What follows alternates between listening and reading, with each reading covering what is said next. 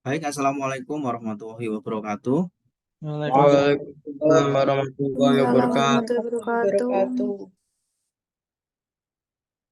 Eh, Alhamdulillahirabbil alamin wa binastain ala umur dunya waddin wassalatu wassalamu ala asrofil anbiya'i wal mursalin Sayyidina wa Maulana Muhammadin wa ala alihi wa sahbihi ajmain amma ba'du. Ini yang saya sangat cintai ya dan sangat saya sayangi, teman-teman mahasiswa khususnya yang mengambil mata kuliah hukum keluarga, waris dan tanah adat ya. Nah, hari ini merupakan pertemuan lanjutan ya, pertemuan lanjutan setelah ujian tengah semester ya. Kemarin sudah dengan Pak Dr. Denny dan hari ini merupakan pertemuan saya yang pertama ya, atau pertemuan yang ke-8 ya. Baik, saya akan share screen ya.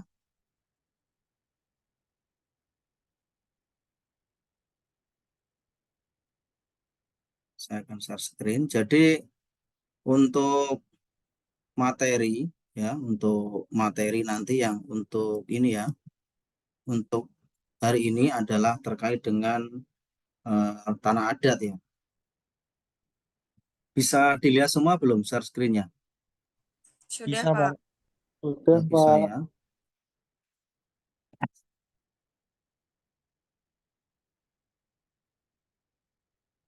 Baik, jadi terkait dengan hukum tanah adat ya, terkait dengan hukum tanah adat, kemarin kalau Pak Denny Suwondo sudah menjelaskan terkait tanah adat, tapi sebelumnya izinkan saya memperkenalkan diri dulu ya. Jadi untuk nama saya Setiawan Widyoko ya, saya Dr. Setiawan Widyoko SMKN. Untuk dulu saya juga berorganisasi ya, saya berorganisasi mulai dari 2002 sampai dengan hari ini saya masih berorganisasi dan saya termasuk orang yang rajin tidur di kampus ya dulu ya. Untuk sarjana hukum saya peroleh di Fakultas Hukum Unisula, Magister Kenotariatan saya juga di Magister Kenotarian Unisula dan doktornya juga dari Unisula. Ada dua titel lagi ya, sarjana teknik dan magister sains ya, tapi tidak saya tampilkan di sini. Ini juga saya lulusan dari teknik Unisula dan magister sains saya dari Unika ya. Nah, terkait dengan tanah adat ya, jadi mahasiswa nanti diharapkan ya, capaian dalam pembelajaran ini adalah mahasiswa mampu menjelaskan dengan benar dan memahami ya, dan memahami tentang hukum adat di Indonesia dengan berbagai keanekaragaman budaya dalam tatanan hukum adat dan hukum nasional di Indonesia. Sehingga kemampuan akhir yang diharapkan adalah mahasiswa menguasai pengertian sejarah struktur tanah adat dalam perkembangan hukum di Indonesia. Itu nanti harapannya seperti itu. Nah, hukum adat sendiri ini merupakan keseluruhan kaidah-kaidah atau norma, baik tertulis maupun tidak tertulis, yang berasal dari adat istiadat atau kebiasaan adat. Nah, sekarang pertanyaannya adalah, lantas tanah adat, tanah adat dan tanah ulayat itu perbedaannya apa? Mungkin saya mau tanya ini ya. Saya mau tanya Mas Tirto Djaduk Nugroho ini.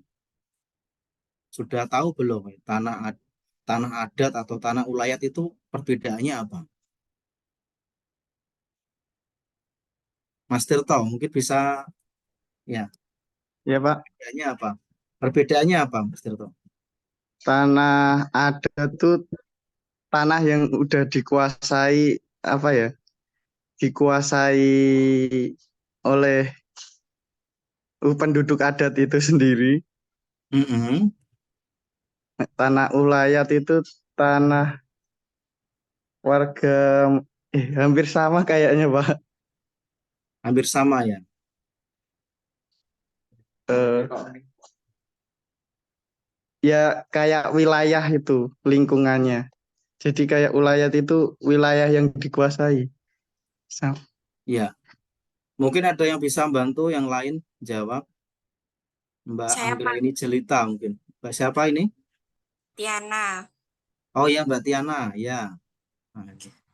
Kalau menurut saya tanah adat itu tanah yang menurut saya itu punya perorangan yang dimana tanah adat tersebut itu hanya dipergunakan di wilayahnya saja. Maksudnya punya dia seperti itu. Penguasaannya tuh di wilayah tanah adat itu sendiri. Tapi kalau untuk tanah ulayat itu dipergunakan untuk kebersamaan bersama seperti itu.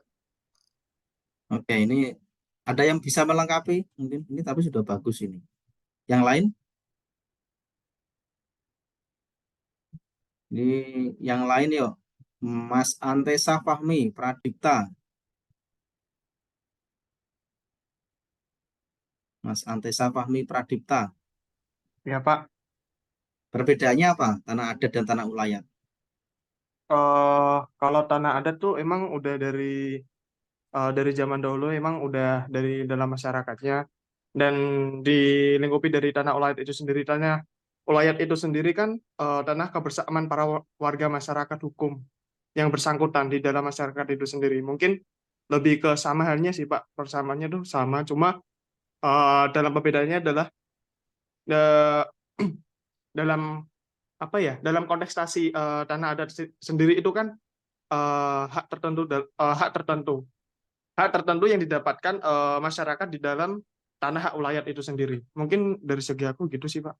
Ya, ini saya pikir ini ya teman-teman sudah paling tidak sudah banyak ini ya memahami ya perbedaan. Jadi kalau kita melihat ya tanah ulayat, jadi tanah tanah ulayat itu merupakan kepunyaan bersama ya atau yang diyakini sebagai karunia suatu kekuatan gaib atau peninggalan nenek moyang kepada kelompok yang merupakan masyarakat hukum adat sebagai unsur pendukung utama bagi kehidupan dan penghidupan kelompok tersebut sepanjang masa. Jadi jangan heran ya kalau tanah ulayat ya, ini saya contohkan seperti gambar ya, ini hutan rimba, tanah lapang untuk kepentingan bersama. Jadi kalau masyarakat hukum adat menganggap hutan dan isinya itu adalah kepunyaan mereka, itu adalah peninggalan nenek moyang kami, gitu. Maka wajar ketika ada masyarakat masyarakat modern ya, ketika ingin membangun suatu pengembangan ya di wilayah hutan rimba dengan memangkas pohon, menebang pohon dan sebagainya, maka itu dianggap suatu pelanggaran bagi masyarakat hukum adat ya. Itu adalah tanah ulayat ya, tanah ulayat. Nah, mereka para masyarakat hukum adat tanah ulayat itu memang untuk penghidupan, untuk menanam bercocok tanam ya, termasuk pertanian dan peternakan dan lain sebagainya. Nah, sedangkan tanah adat ya, tanah adat itu merupakan tanah milik dari masyarakat hukum adat yang telah dikuasai sejak dulu, bagian dari tanah ulayat. Jadi kalau tanah ulayat itu adalah skalanya besar, sedangkan tanah adat itu adalah skalanya kecil. Jadi kita maklum ya, misalkan di hutan rimba yang belantara itu ada adat macam-macam, adat A, adat B, adat C. Nah, itu yang disebut tanah adat. Nah, tanah adat sendiri ini memiliki pimpinan yang dipimpin oleh kepala adat dan masing-masing adat atau masing-masing kepala adat ini memiliki kekuasaan sendiri-sendiri. Maka tanah adat itu nanti akan dipatok. Dipatoknya itu bisa menggunakan batu, bisa menggunakan pohon ya, atau bisa menggunakan suatu pohon yang ini ya batang pohon begitu yang dicat. Ini merupakan batas milik tanah adat dan masyarakat hukum tanah adat sendiri ini bisa menguasainya gitu ya. Ini perbedaannya di situ ya. Sudah paham ya? Jadi tanah ulayat itu skala besar, tanah ulayat itu adalah skala kecil. Itu ya. Nah, jadi kalau kita melihat bagaimana masyarakat hukum adat, kalau kita baca di majalah koran Tempo ya, majalah Tempo pada edisi bulan Desember ya, itu sangat sangat di dalam berita ya, itu menyampaikan bahwa ada suatu masyarakat hukum adat ya. Jadi tanahnya itu akan dikembangkan untuk pengembangan cagar budaya nasional. Dan negara membuat produk hukum itu, tetapi faktanya apa? Yang terjadi di lapangan adalah terjadi gejolak yang begitu besar. Itu ya. Jadi, dan termasuk yang baru viral ya, baru viral hari ini ada juga hutan-hutan tertentu yang dikelola oleh masyarakat hukum adat tiba-tiba lahir sertifikat baru ya. Ini sedang viral ya. Hari ini viral ya. Ada ya.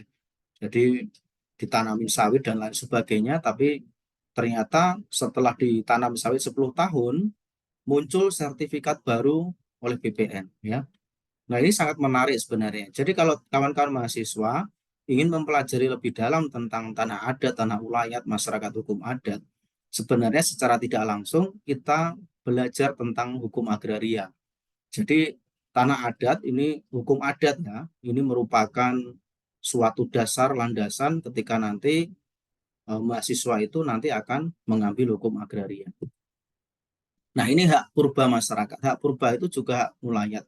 Jadi kalau digambar, kita bisa melihat bahwa masyarakat hukum adat, mereka hidup dalam penghidupannya, mencari makan dan lain sebagainya memang di hutan.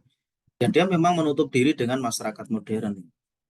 Ini bisa dilihat kalau yang di Pulau Jawa ya, di Pulau Jawa itu masih ada kalau kita ke Malang. Ada yang di sini, ada yang dari Jawa Timur, teman-teman mahasiswa angkatan sini ada yang dari Jawa Timur enggak? Kalau ada yang dari Malang, Jawa Timur ya, di Batu, Malang ya, itu ada sebuah hutan ya, di situ masih hidup masyarakat hukum adat. Jadi mereka bercocok tanam, terus ada hutan rimba itu memang dibersihkan ya untuk pertanian dan lain sebagainya. Dan memang tidurnya dia di situ. Dia tidak punya rumah, dia membangun rumahnya di hutan. Dan beberapa kilo ya itu di situ milik perhutani ya. Jadi ada tanah adat yang itu masih masih kental ya tentang hukum adat itu sendiri, tetapi di sisi lain ada tanah perhutani yang itu dikelola sekarang dari perhutani dikelola oleh koperasi ya. Koperasi nanti dikelola oleh personal. Nah, ini juga di sana masyarakat hukum adat mulai merasa semakin terdesak ya. Ini kalau kalian nanti di Batu Malang ya, ada di hutan yang masyarakat hukum adat masih masih berlaku ya. Dan patok batas tanah itu menggunakan bambu dengan dicat warna merah dan putih ya. Saya langsung datang ke sana ya beberapa bulan yang lalu. Jadi saya bisa melihat betul dan bercerita tentang bagaimana hukum masyarakat hukum adat itu masih kental di sana. Nah, makna tanah dalam hukum adat ini dalam masyarakat kita, tanah mempunyai makna yang sangat penting sebagai tempat tinggal dan mempertahankan kehidupan ya. Jadi saya jelaskan di awal, alat pengikat masyarakat dalam suatu persekutuan sebagai modal aset produksi utama dalam suatu persekutuan. Nah, nanti kalau untuk persekutuan itu ada persekutuan itu suatu perkumpulan ya, masyarakat adat atau suku. Nah, kalau kalau nanti persekutuan ke dalam atau eksternal atau keluar itu seperti apa nanti akan ada di slide berikutnya ya. Nah, kedudukan tanah adat dalam hukum adat karena sifat ya, karena fakta. Kalau sifat ini merupakan suatu benda kekayaan yang meski mengalami keadaan yang bagaimanapun juga masih bersifat tetap, dalam keadaannya bahkan kadang-kadang malah menjadi lebih menguntungkan. Karena fakta merupakan tempat tinggal persekutuan, memberikan penghidupan kepada persekutuan, tempat tinggal kepada danyang-danyang perlindungan persekutuan, kepada roh para leluhur persekutuan, tempat di mana para warga persekutuan meninggal dunia. Nah, kenapa ada roh leluhur? Karena seperti tanah adat itu memang milik leluhurnya, milik nenek moyangnya. Maka dia meyakini bahwa ketika tanah itu subur dan lain sebagainya, maka harus ada persembahan ya. Karena masyarakat hukum adat itu tidak semuanya muslim ya. Muslim ataupun agama itu belum masuk ke sana semua ya. Termasuk tempat di mana warga persekutuan meninggal dunia, dia dimakamkan di situ ya, itu ya. Nah, ini hukum tanah adat di dalam Undang-Undang Pokok Agraria atau hukum nasional ya. Jadi, apakah hukum tanah adat itu masih berlaku ya atau ada korelasinya dengan hukum nasional kita? Jelas masih berlaku ya. Karena produk hukum produk hukum turunan dari UPA atau Undang-Undang Pokok Agraria, setiap membuat produk hukum yang di bawah UPA, maka harus memperhatikan hukum adat, ya, hukum yang masih berkembang di masyarakat. Nah, ini juga menarik. Kenapa? Pada beberapa hari yang lalu, saat debat Cawapres, ini juga membahas tentang masyarakat hukum adat. Ini sangat menarik. Kenapa? Ya, karena memang faktanya saat ini ya masyarakat hukum adat itu banyak yang menjadi korban ya, atau bahkan apa ya, korban kepentingan ya itu. Tapi kalau masyarakat hukum adat terlalu kekeh terhadap tanahnya juga tidak bisa. Kenapa? Kita melihat ya undang-undang terkait dengan bumi, tanah, air dikuasai oleh negara ya, di Undang-Undang Dasar 45 kita seperti itu bunyinya. Digunakan untuk sebesar-besarnya kemakmuran rakyat. Maka ketika ada eh, ya IKN ya, jadi di sana juga banyak tanah-tanah adat yang dibebaskan ya untuk membangun sebuah negara baru ya, kesatuan baru yang ada di Kalimantan.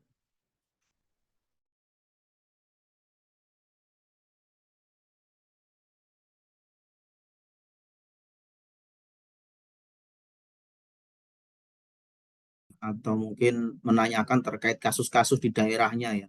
Ada yang dari Purworejo, mungkin di sini ada enggak?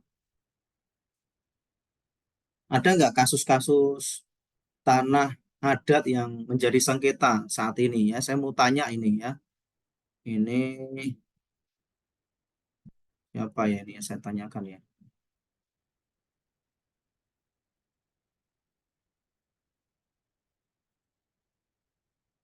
Muhammad Bintang Faleh Hudani. Mas Bintang. Halo Mas Bintang. Ini. Mas Bintang bisa mendengar? Enggak ada ya, ini hilang ya. Mbak Anissa Resti Wulan. Mbak Anissa. Mbak Anissa.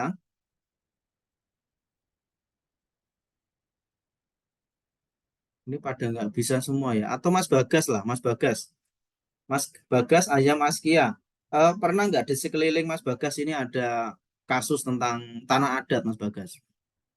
Mungkin bisa ceritakan kalau ada, Mas Bagas.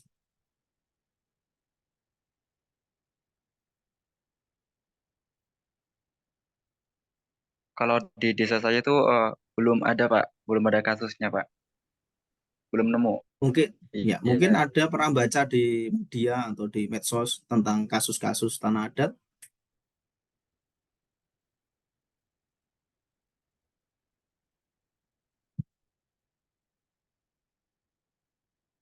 yang dari Kalimantan. Ya, dari Kalimantan siapa ini?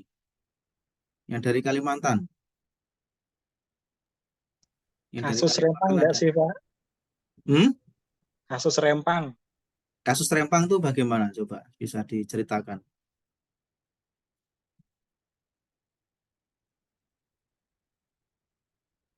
Kasus Rempang coba diceritakan mungkin biar pemahaman teman-teman seperti apa gitu ya. Ini kan namanya kita diskusi ya, enggak apa-apa. Gimana kasus Rempang menurut menurut Mas apa Antesa ya? Gimana? Siapa tadi? Mas Ali Akbar atau Mas siapa tadi? Bahkan saya, Pak, Siapa tadi?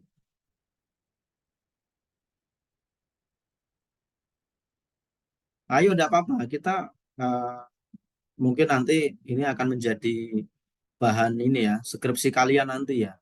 Ini menarik soalnya. Ini sedang diangkat ya oleh pemerintah sekarang ya.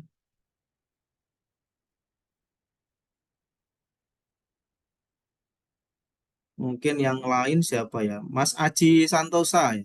Mas Aji Santoso. Mas Aji Santoso bisa mendengar suara saya?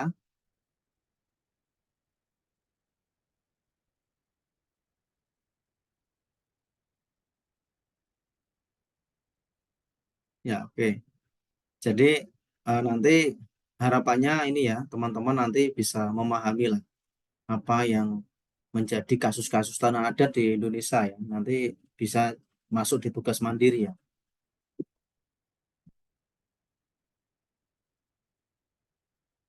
Nah, ini hak ulayat ya. Hak ulayat tadi sudah di depan ya. Terus ada objek hak ulayat. Ini ada tanah, ada air, ada tumbuh-tumbuhan yang hidup secara liar, ada binatang yang hidup liar. Jadi kalau orang masyarakat hukum adat ini menganggap tanah, air, tumbuh-tumbuhan, binatang yang hidup liar ya itu adalah miliknya. Maka ketika ada adat lain yang masuk terus memburu binatang ya, terus akhirnya ditangkap, maka ini suatu pelanggaran ya. Maka yang terjadi bisa menjadi peperangan ya antar adat ya. Nah, ini konsekuensi adanya hak ulayat ke dalam persekutuan dan keluar persekutuan. Pada prinsipnya kalau masalah persekutuan ya, jadi kalau orang luar mau masuk ke persekutuan itu juga tidak mudah, maka harus ada izin yang namanya pimpinan persekutuan ya, itu ya. Termasuk masalah pertanggungjawaban ya, pertanggungjawaban yang terjadi di wilayahnya ya, ini adalah menjadi pimpinan. Nah, jadi orang luar persekutuan hanya dapat menggunakan tanah milik persekutuan setelah mendapat izin dari kepala persekutuan ya. Nah, ini memang kalau di persekutuan ini kepala persekutuan atau kepala pimpinan adat ini sangat sangat berpengaruh kuat ya terhadap hak-hak orang luar yang mau masuk di persekutuan tersebut.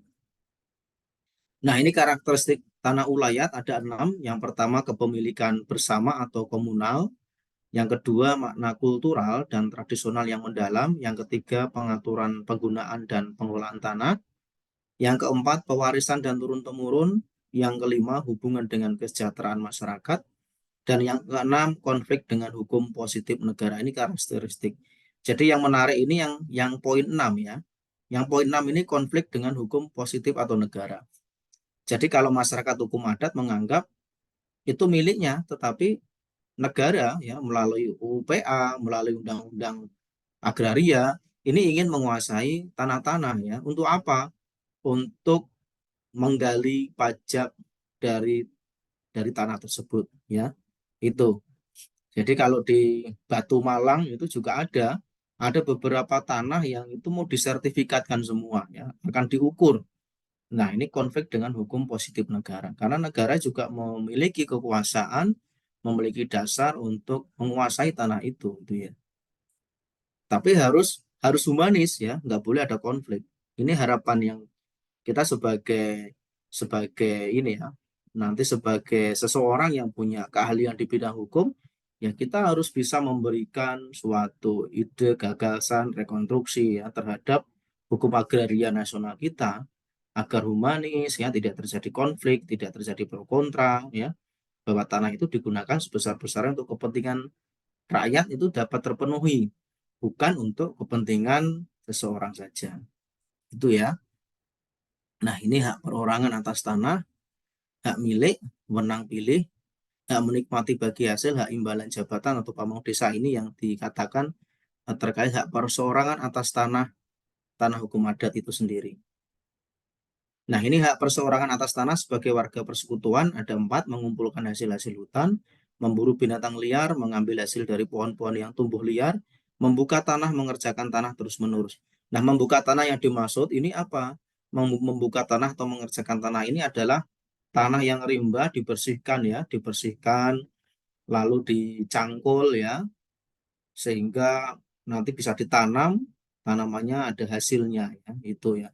Nah, mengumpulkan hasil-hasil hutan itu apa? Misalkan seperti pohon-pohonan, kayu, atau buah, atau biji-bijian ya. Itu. Nah, hubungan hak ulayat dengan perorangan ya.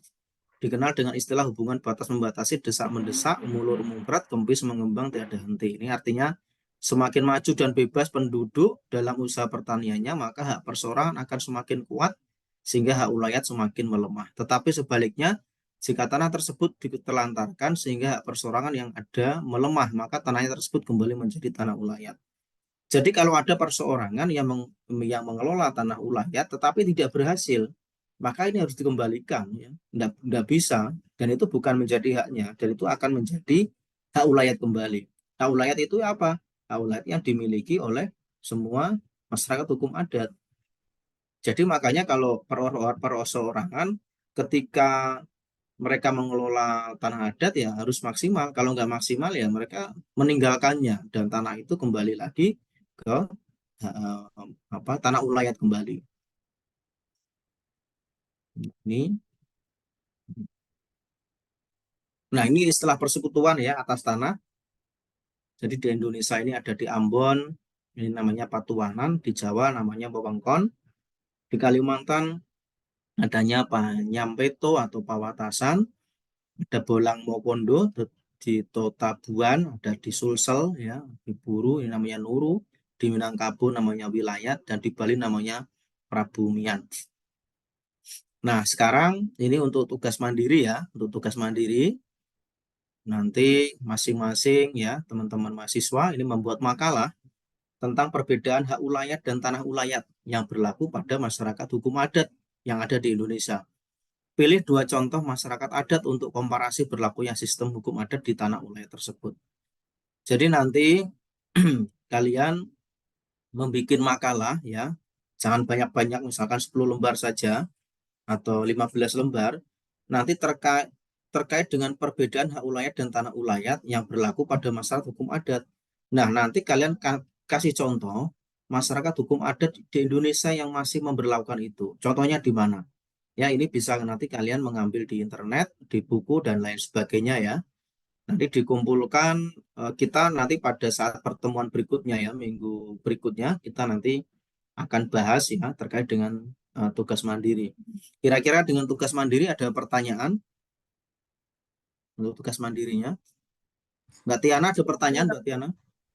Tidak ada, Bapak. Oh, ini nanti nggak jadi, Pak. Udah. Udah ya, sudah paham ya. Nanti berharap nanti minggu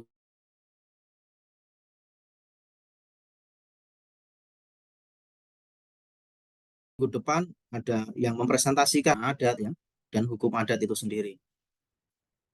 Baik, sebagai penutup ya, sebagai penutup. Jadi kata-kata ini yang menginspirasi saya ya sejak saya menjadi mahasiswa ya. Membaca menjadikan kita paham, menulis menjadikan kita lebih hati-hati. Nah, ini maksudnya apa? Jadi sebagai mahasiswa ini harus banyak membaca ya, biar kita paham. Tetapi tidak cukup pada itu saja. Silahkan yang sudah kalian baca ini ditulis ya, ditulis di dalam opini, di dalam artikel, di dalam blog ya, atau di dalam catatan-catatan kalian. Maka itulah goresan-goresan tinta kalian nanti akan menjadi sejarah. Ketika kita membacanya paham, tetapi ketika kita menulis, maka goresan tinta satu kata, satu kalimat itu kita akan lebih hati-hati. Jangan sampai tulisan kita yang akan dibaca orang lain ternyata keliru. Mungkin itu ya untuk pertemuan pada hari ini, dan semoga kita semua di dalam belajar mengajar ya, di dalam memahami suatu ilmu ini bisa bermanfaat baik untuk kita, masyarakat, dan keluarga. Demikian, nanti sebelum saya tutup, mohon untuk kita foto dulu ya. Mungkin kita foto dulu ya.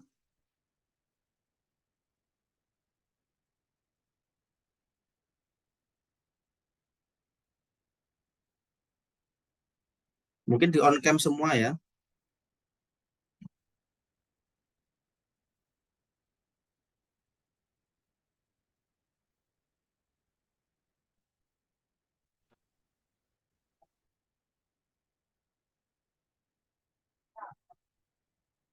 Sebentar ya.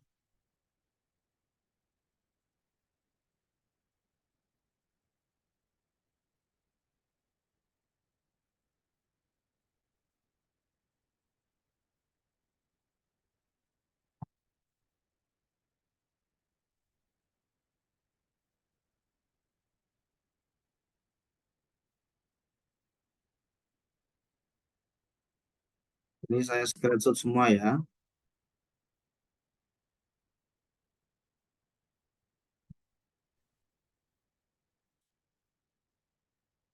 Baik, demikian ya pertemuan pada hari ini. Semoga bermanfaat, dan terima kasih untuk mengakhiri pertemuan pada siang hari ini. Mari kita membaca Alhamdulillah bersama-sama.